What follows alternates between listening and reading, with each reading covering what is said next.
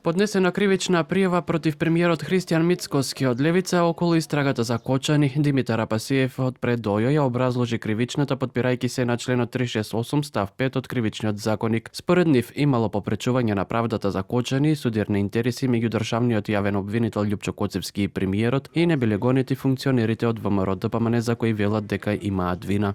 Согласно законското битие на вака опишаното кривично дело, се вели дека тоа што советување, нудење или давање некаква корист ќе влијае врз јавен обвинител да не презема со закон предвидени действија во постапка пред суд или друг орган, спротивно на неговата службена должност и овластување, ќе се казни со затвор од 1 до 10 години.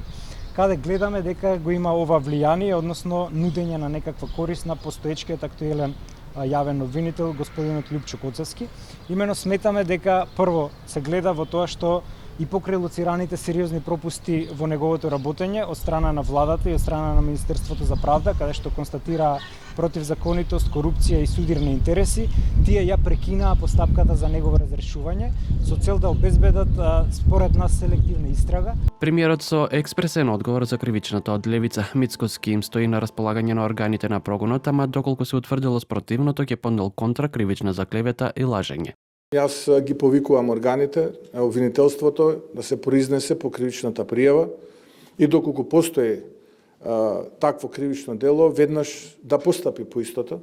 Јас сум тука, не се кријам, не бегам.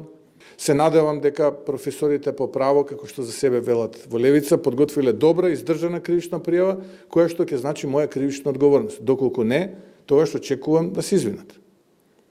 Така функционираат работите во животот, нели? Ако сте погрешили, а со тоа сте нанеле некому штета, тогаш треба да се извините, затоа што потоа може да има спротивна кривична пријава за клевета и за лажно пријавување.